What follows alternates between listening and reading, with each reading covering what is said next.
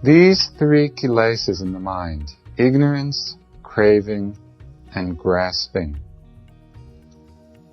they keep us moving around and around in this cycle of samsara. There is no balance in our lives. There's no rest in our lives. As long as the cycle of kelesa is revolving.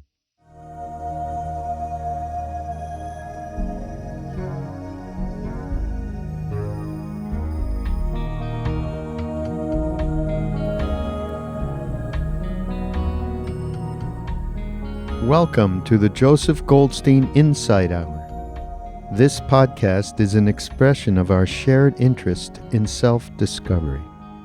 Join Joseph as he shares his deep knowledge of the path of mindfulness.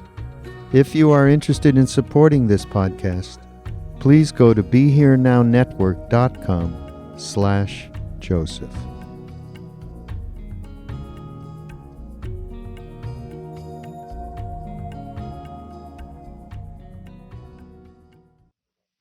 Tonight I would like to speak about the nature of samsara. The meaning of the word samsara is perpetual wandering.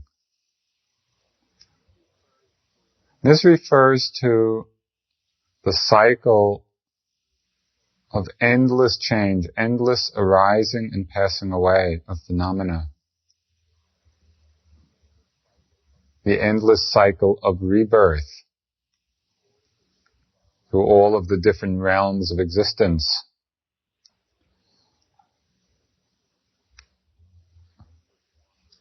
Endless wandering.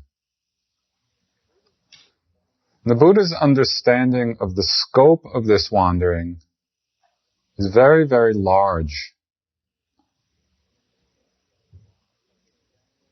His understanding of the nature of the universe included the direct seeing of many planes of existence.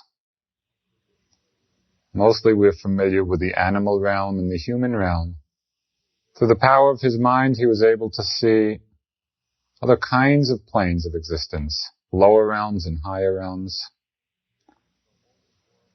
So all these world systems extending over eons, vast eons of time.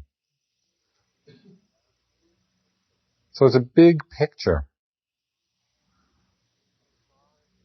And samsara is the endless wandering, the endless process of change according to different conditions through all of these realms, through all of these worlds.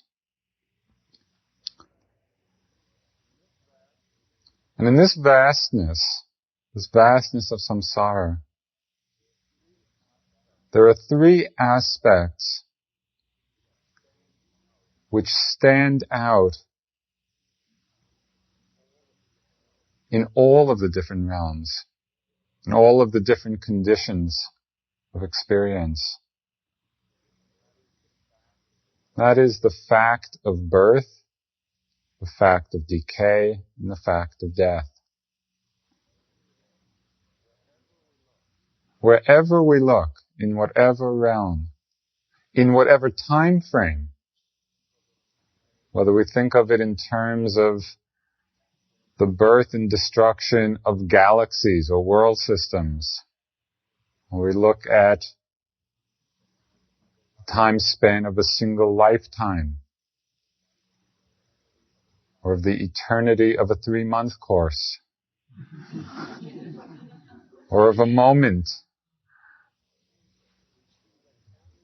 we see that everything which has the nature to take birth inevitably decays and dies. That this is the nature, this is the salient characteristics of samsara.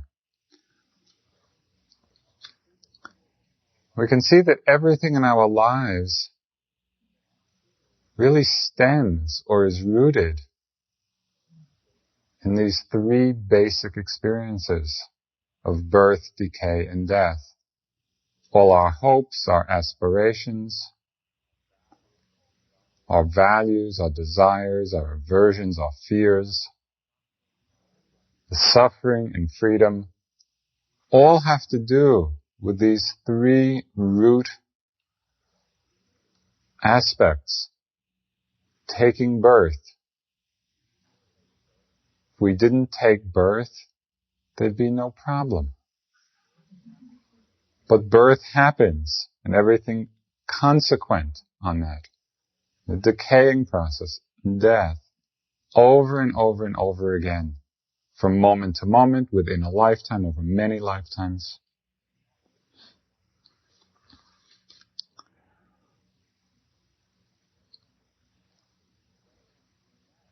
If we can connect with this very deep truth, it raises some very profound questions for us. That is, what are we doing in our lives, with our lives? It's so easy to think of birth, decay, and death as an abstraction. But if we connect with the truth of it,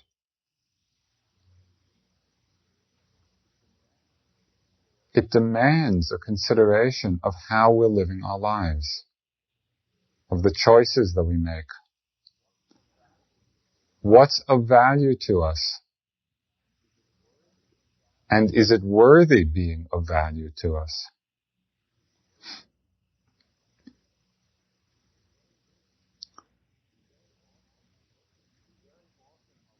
We very often are looking for a sense of completion, or a sense of fulfillment, sense of peace. The question is, where are we looking for this? Because if we're looking within the realm of samsara, within the realm of conditioned, changing existence, it can never be found. It's said that Buddhas arise in the world for the very specific purpose of coming to a full understanding of birth, decay, and death.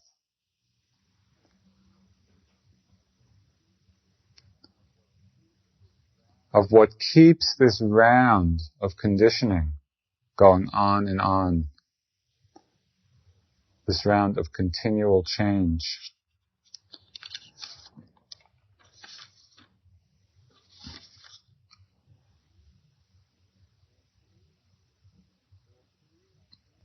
There are three interdependent cycles which keep the wheel of samsara rolling.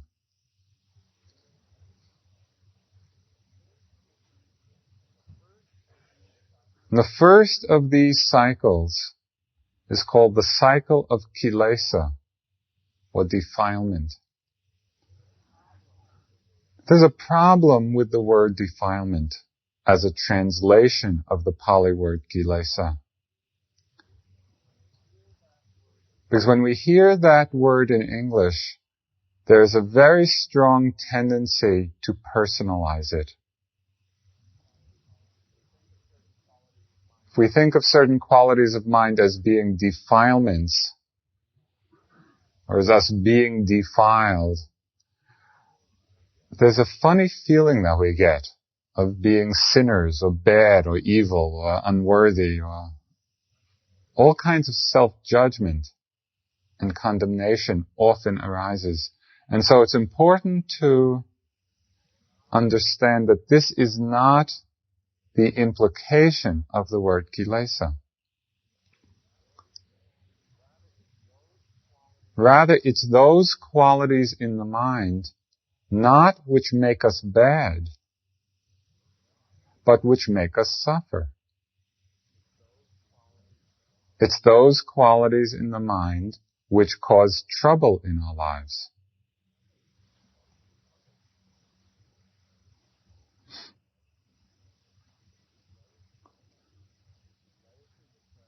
When kelesas are present, when these defilements are present, there is no peace, there is no rest. What's so interesting to observe in our mental behavior is that so often we assume the posture of justifying these kelesas.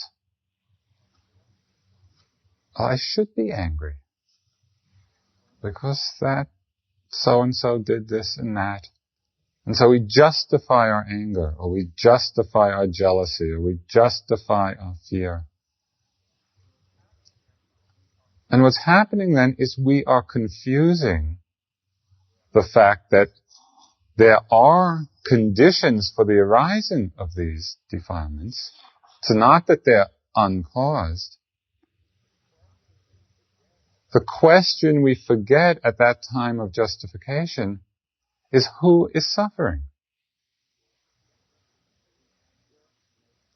The anger makes us suffer. The fear makes us suffer. The jealousy makes us suffer. It's like holding on to a hot, burning coal and self-righteously proclaiming that we have a right to hold on to this hot, burning coal. It doesn't make sense.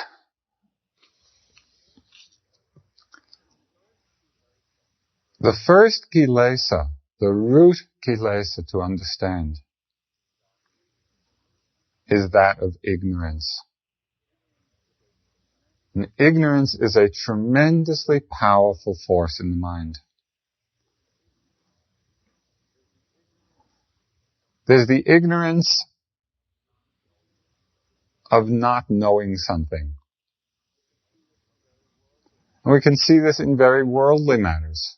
We can be ignorant of certain understandings of science or art or whatever, things we just don't know. We can be ignorant in this sense of Dhamma knowledge. Perhaps we're ignorant or don't know of the law of karma, or of the Four Noble Truths, or any kind of spiritual knowledge. There's that kind of ignorance. There's the ignorance of not knowing what is present in the moment. Every time we're lost in a thought, we're daydreaming, we're wandering, in those moments we're ignorant of what is actually happening. That is ignorance in the sense of not knowing. There's a second kind of ignorance which is even more difficult. It has a very strange twist to it.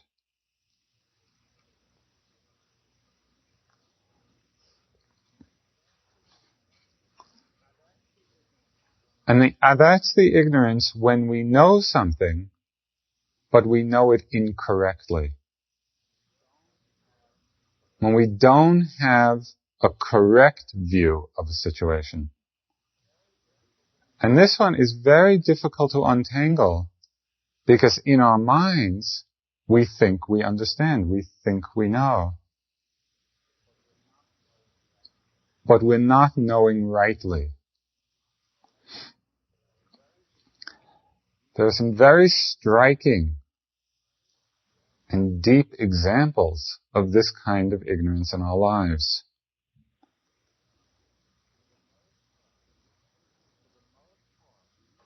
For the most part, we take what is deeply unsatisfying to be the source of our happiness. We take conditioned, changing phenomena to be the cause of happiness.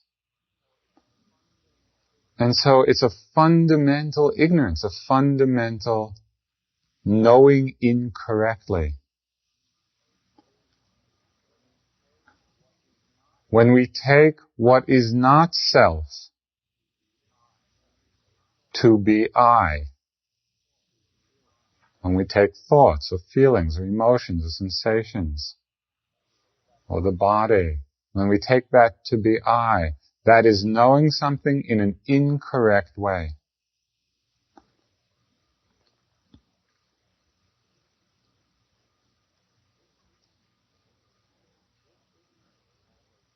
This ignorance has a very awesome power in our lives because we're relating to the most fundamental drives, to the most fundamental aspects of our experience in a way that is not correct, not in harmony with the truth.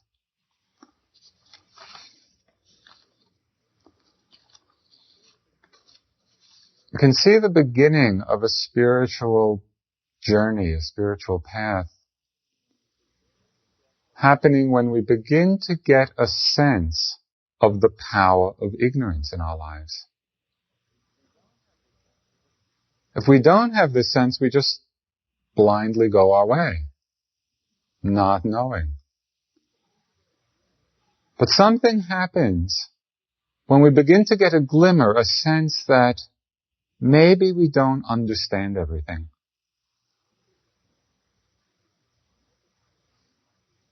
Maybe things are not quite right, or not quite complete, or not quite whole.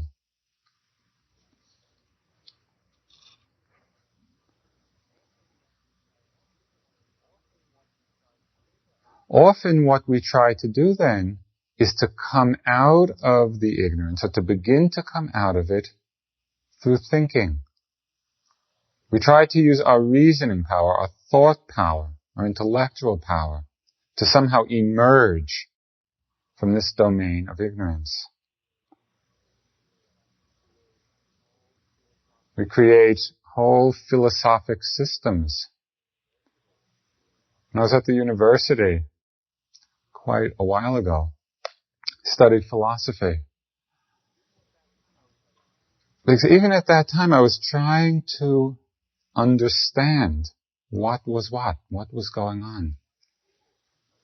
I remember quite clearly in my freshman year, my mind was really obsessed with some very fundamental questions. And I remember very clearly giving myself a week to discover whether God existed or not. Okay, I have to know. And I tried to think it out.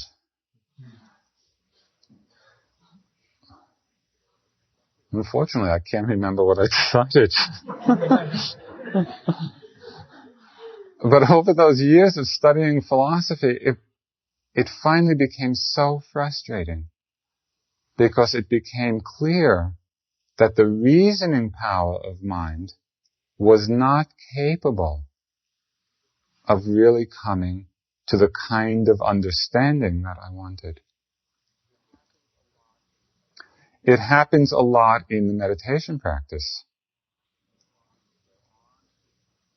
We go on and at times may settle into some strong mindfulness or awareness or concentration, and all sorts of things begin to happen.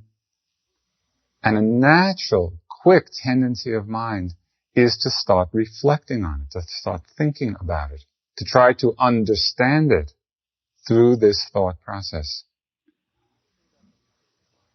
And actually that becomes a sidetrack. What's happening really at that time is an undermining of the forward momentum.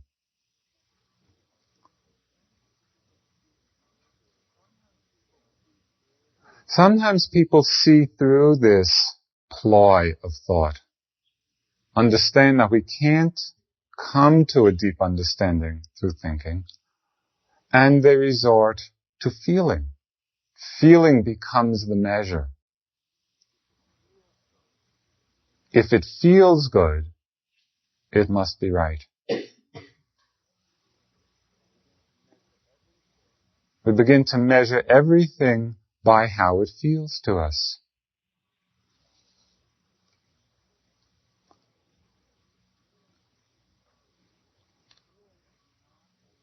But feeling is not a reliable measure of wisdom. Very often, things may feel good in the moment. Very good. We may feel wonderful. And yet there may be very harmful consequences of that action or experience.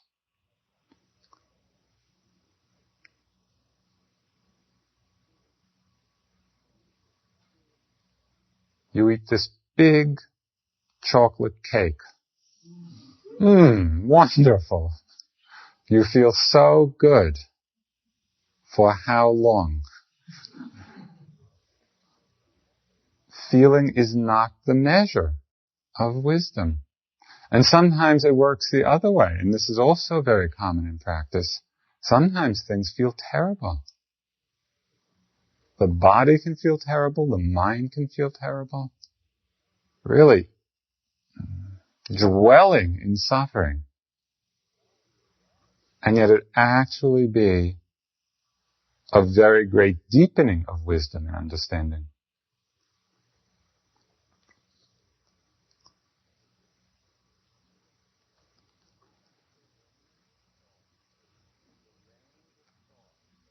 The range of thought and the range of feeling does not extend. It does not have the power, does not have the range to come to the end of ignorance. What's necessary is to train the heart, not merely to follow it. What's necessary is to train the mind, not merely get lost in thoughts and reflections.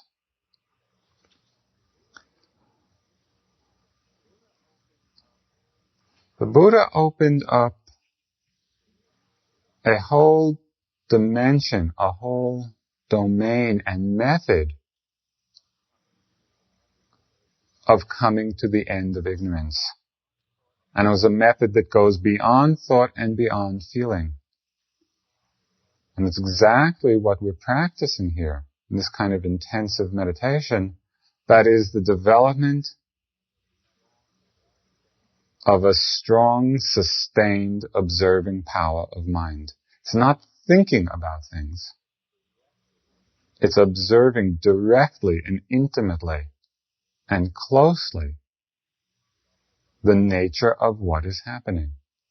If we want to discover what is true, if we want to come out of ignorance, we have to train the heart and train the mind to be awake, to be aware, to be mindful.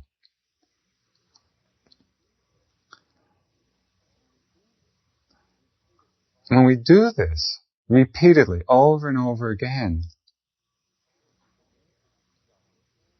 we begin to discover that the whole of our lives, the whole of experience, is a succession of mental and physical phenomena continually arising and passing and changing. In Pali, it's a very common phrase which is used. I think sometimes it's helpful just to understand a few of the very basic Pali words. It's called nama rupa, that all of existence is nama rupa. Nama means mental phenomena, rupa means physical phenomena. And so what we observe continually is consciousness, the knowing of different objects, six sense objects.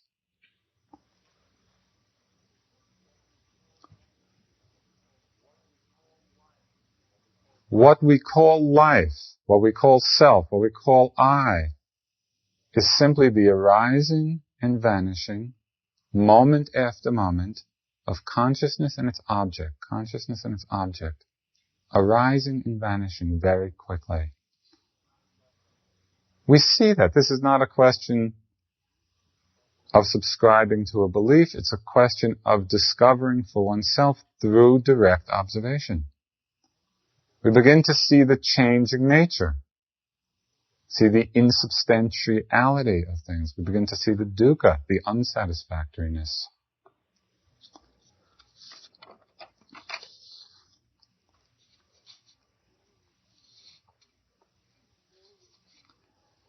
Until we see this deeply, until we understand the arising of this mental, physical phenomena, our lives are ruled by ignorance.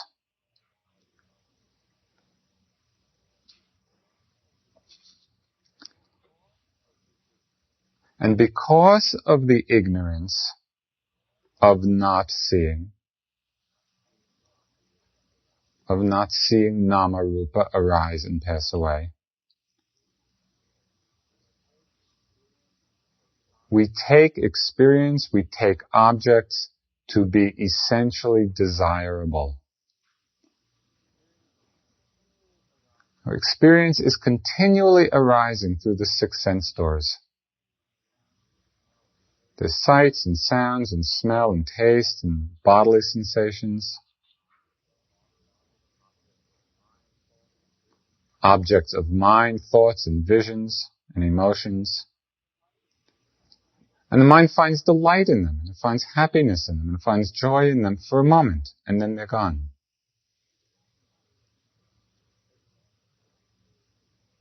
They can't actually fulfill us. They can't bring completion because they're so ephemeral. They're so impermanent. It's the kelesa of ignorance which in its great power makes us take the truth of dukkha, the truth of unsatisfactoriness, to be our happiness. It's an amazing turn of the mind that happens when ignorance is present. We take the truth of dukkha to be the source of our happiness, and so we are continually disappointed.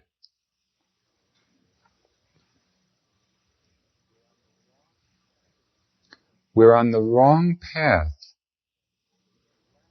when we think that happiness, a lasting peace, is going to come through the six sense doors, through the six sense objects.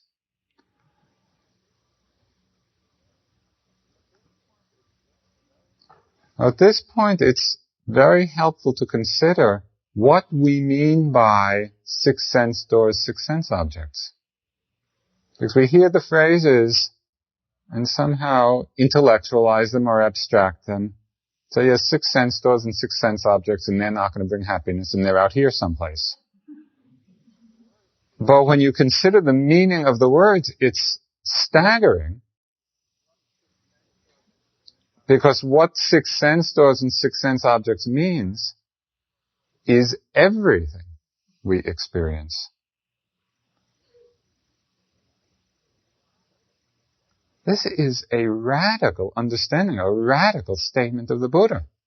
What he's saying is that whatever arises in our experience at all, whether you think of it as the most hedonistic pleasures or the most refined states of meditation, that whatever arises through the six sense doors, its mind included, is unsatisfying. That's everything.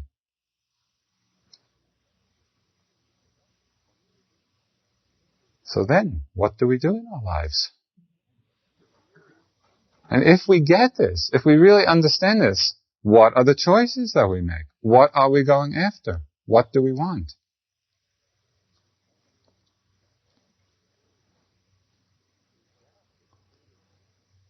The depth of the Buddha's teaching is that it makes us look in a very fundamental way at what we're doing with our lives,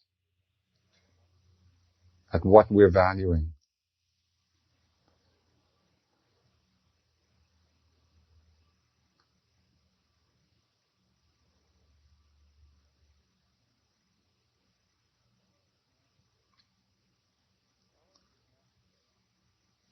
Going after happiness through these six sense objects is like being in a desert, walking in a desert, and seeing in the distance a mirage of water.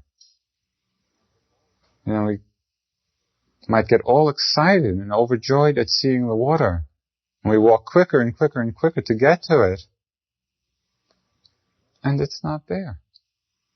Impossible to quench our thirst.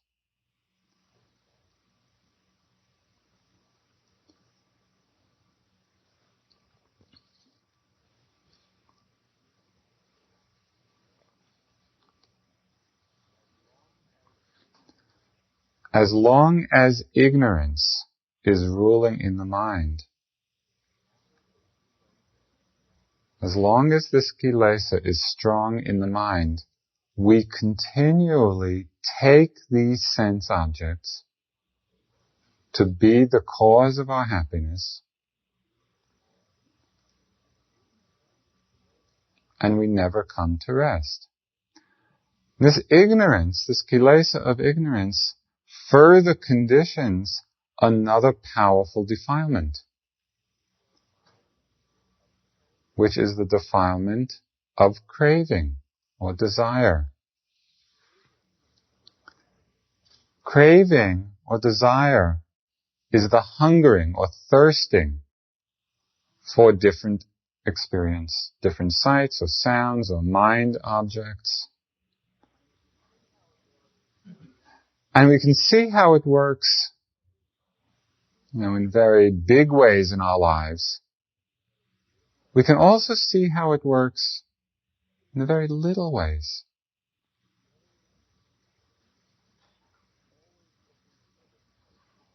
Always looking for the next moment. Rushing through the moment to get to the next one, thinking the next one is going to be better. The next sense experience. The next relationship, the next event, the next... I'm sure you have had that sense in your lives of always waiting for the next thing to happen, as if the next thing is finally going to do it. And so we're continually toppling forward into next, into the next empty, insubstantial piece of quicksand. But we keep doing it over and over again.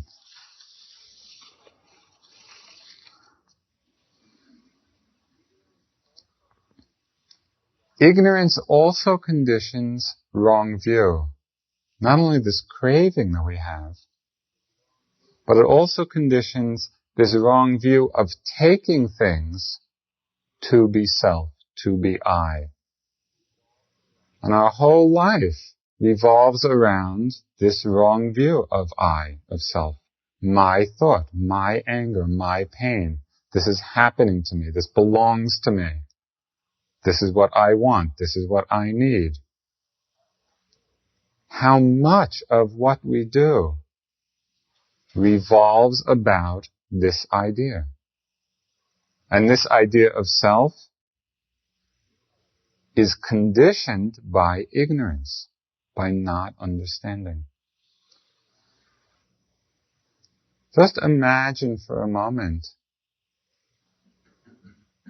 see if you can visualize the actual moment of your death.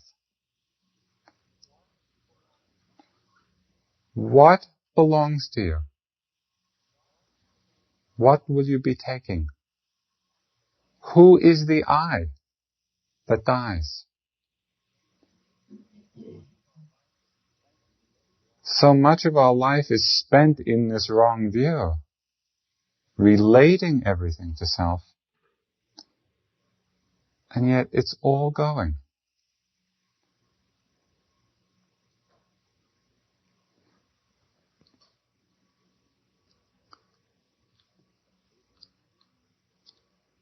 From ignorance of namarupa, from ignorance of the arising and passing of things, we take sense objects to be the cause of our happiness. Because of this ignorance, we crave them, we want them. Because of the ignorance, we take them to be self or to belong to one. This craving further conditions another defilement of clinging or grasping, holding on, not wanting to let go. These three kelesas in the mind, ignorance, craving, and grasping, they keep us moving around and around in this cycle of samsara. There is no balance in our lives. There's no rest in our lives. As long as the cycle of kelesa is revolving.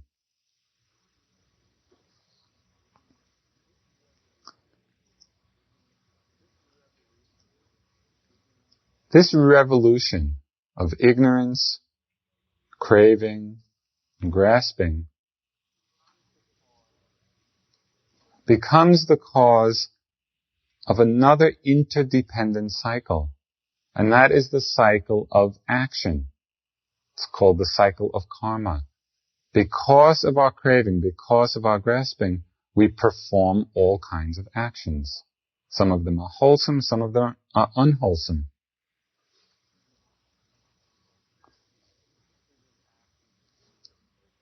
We can see these actions in terms of major life decisions. We can see them countless times during the day.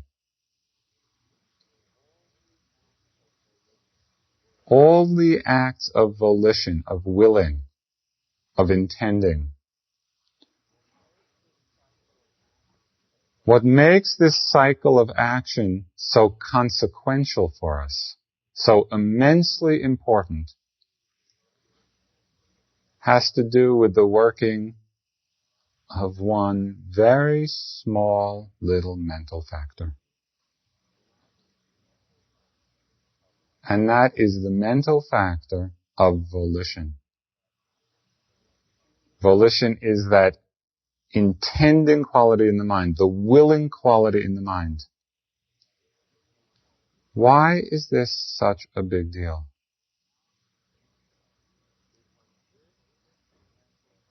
Because this mental factor of volition, of willing,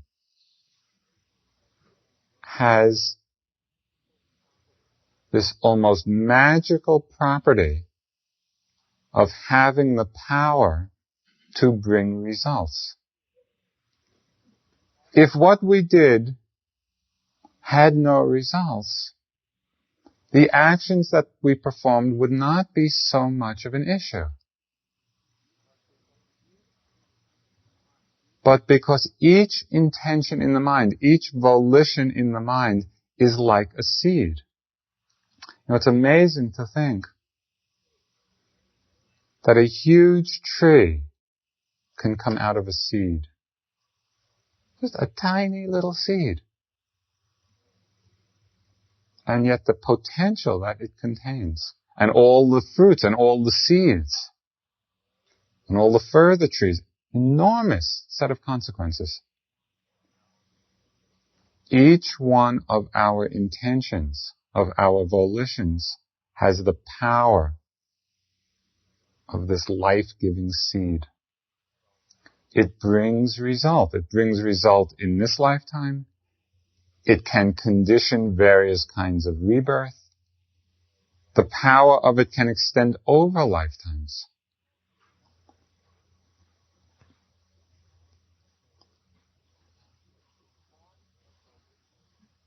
It's because of volition that this cycle of action, of karmic action, is so important. Because it brings results. I'd like to tell you just a few of the more dramatic karma stories. There are countless stories. But one of these in particular is so striking and so startling. It was told to me by a friend of mine who also had been in Burma for a long time. It seems that quite recently in Burma there had been a very famous film star. He was known all over the country. And then he died quite young. And his family, this is in a Buddhist culture, and they had this very deep belief in Dharma and rebirth and karma. And so they went to, there are some people in Burma who are not necessarily enlightened or great teachers, but who have the psychic power to see where people are reborn. And so this actor's, this famous film star's family was very anxious to find out, where his next birth was. So they went to one of these people. And the old man didn't want to tell them. He said, don't ask. But they insisted. Don't ask. They insisted again. Okay. I said, go up north to this particular village. On the outskirts of the village, there's a pig farm. Go to the pen, this place where all the pigs are kept, and call out the name of your son. And that was they went up. This is a true story. You don't have to believe it, but it's a true story. They went up to this little village in the country. They went out to the pig farm. There were all these, 100 pigs or so. And they called out their son's name. I'll call him Max for the convenience sake. And sure enough, as they called this one pig, Max came over. And then they did this many times, and they became convinced that this really was Max. So they took him home. And they created this kind of little place underneath the house. And they started serving him curries and, all kinds of nice things, and made a nice bed for Max.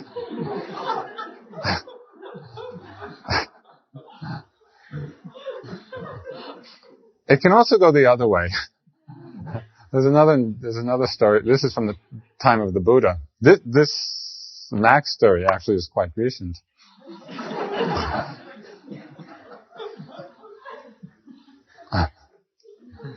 In the time of the Buddha, it happened that the Buddha was giving a discourse, and it was outside, and it was by a pond.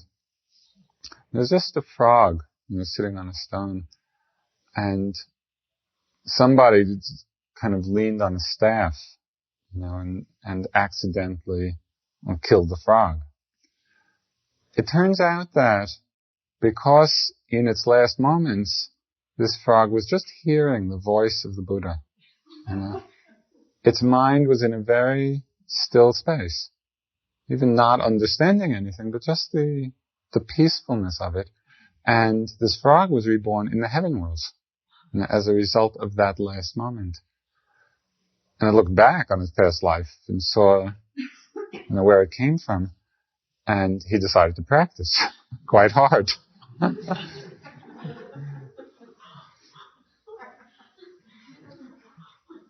For those of you who are somewhat skeptical of all this, we have this friend, a Sri Lankan young man, who when he was 2 or 3 started chanting the ancient Pali scriptures, and was chanting it in a way that has not been chanted now for hundreds of years.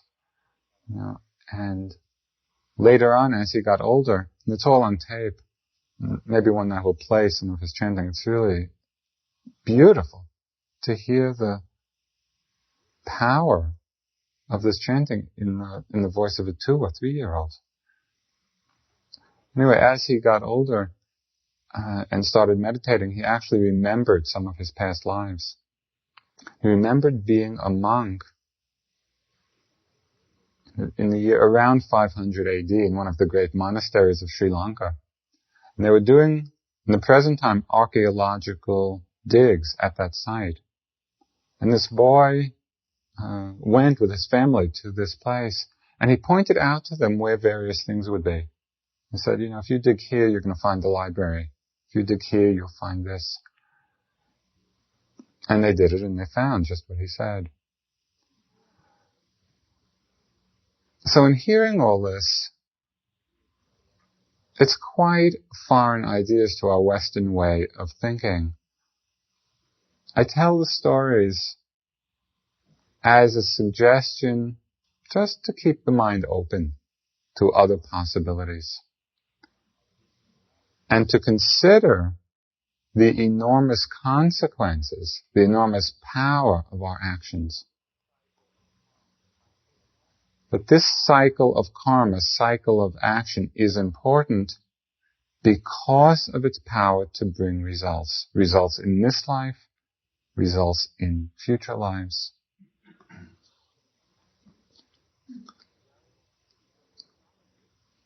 In a very succinct summary, the Buddha listed 10 unwholesome actions. 10 actions which bring bad results. So I thought I'd mention them tonight. It's good to know them. And so if we're making choices, these are the ones that don't lead to happiness. There are 3 actions of the body. There's killing, there's stealing, and there's sexual misconduct. Those are actions that have harmful consequences. Harmful in the present, harmful in the future. Killing things, stealing things, sexual misconduct. There are 4 actions of speech. Of lying, of gossiping, of just talking about people behind their backs, of causing divisiveness, of harsh speech, of speaking angrily, and useless talk. We tend not to give very much weight or importance to our speech. Yet the Buddha is saying that these are powerful actions. They bring results. And so he's really cautioning or admonishing us, take care. And there are 3 unwholesome actions of mind. Covetousness, which is really a form of strong craving. Ill will, and wrong view.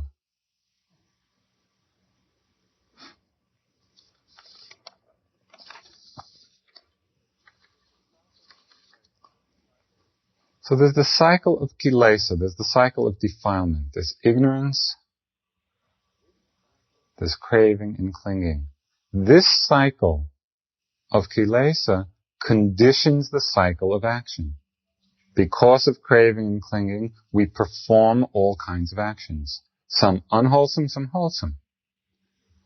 The cycle of action conditions the 3rd cycle of results. What this means is, because of the power of volition, we experience results in the form of the 6 different sense objects. And it can be on any of the planes of existence depending upon the karmic fruit. The cycle of karmic action brings about the cycle of karmic results, which are all the experiences that we have of seeing, hearing, smelling, tasting, thinking.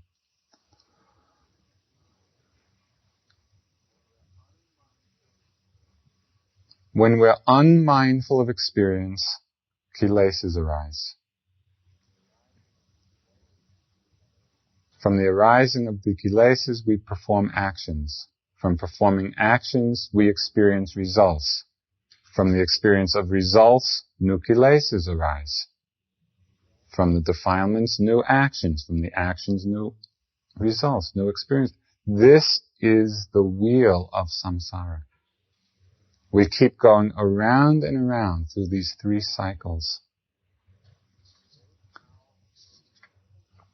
And the great power of the Buddha's enlightenment was that he was able to see this. He was able to examine this mind-body, this world, with such penetrating insight that he could see how these cycles were operating. What kept this wheel of samsara rolling on and on endlessly.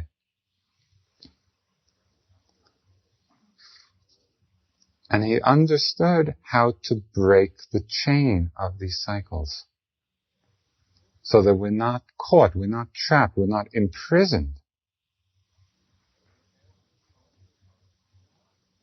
In every moment of mindfulness, in every moment, not a superficial kind of awareness, but a very intent, clear observation of what is truly happening in the moment.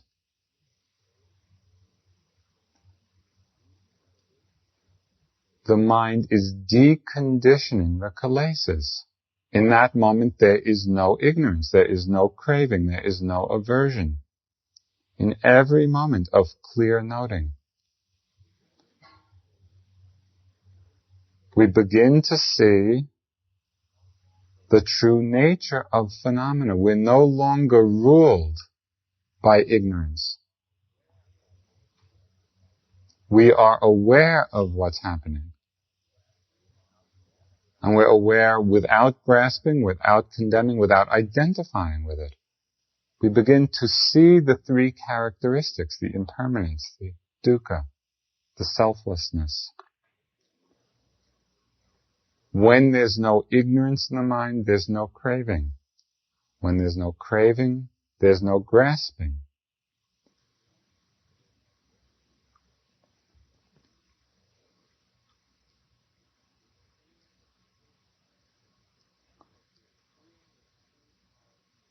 Because we're seeing the true characteristics.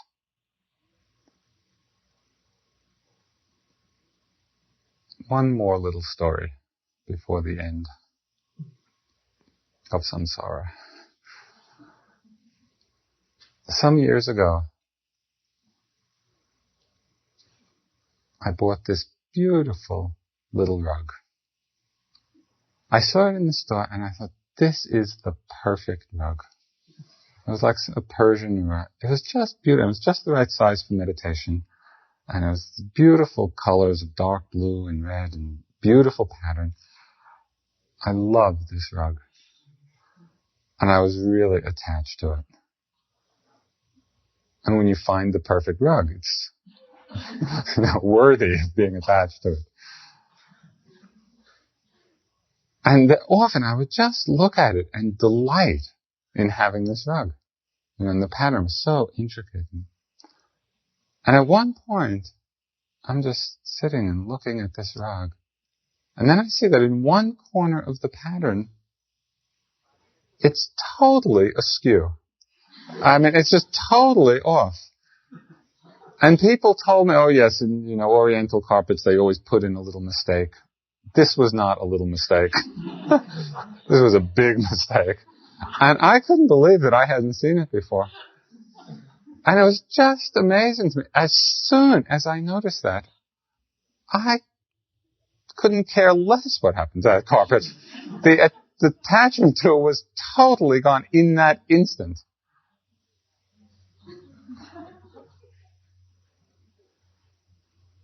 Seeing the three characteristics are like seeing what was askew in that rug.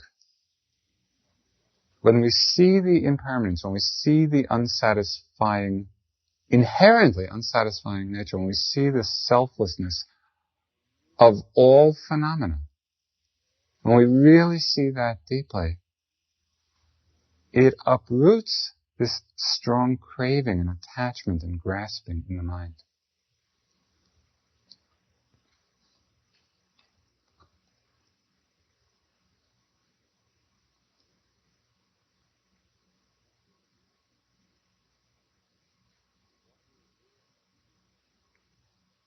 what we are doing in this retreat, what we do in our practice, is very slowly and gradually coming to a profound understanding of samsara, of how this whole cycle of birth, decay, and death continues to go on and on and on. How we perpetuate it and how we can become free of it. Don't undervalue each moment of clear seeing. That has tremendous liberating force in the mind.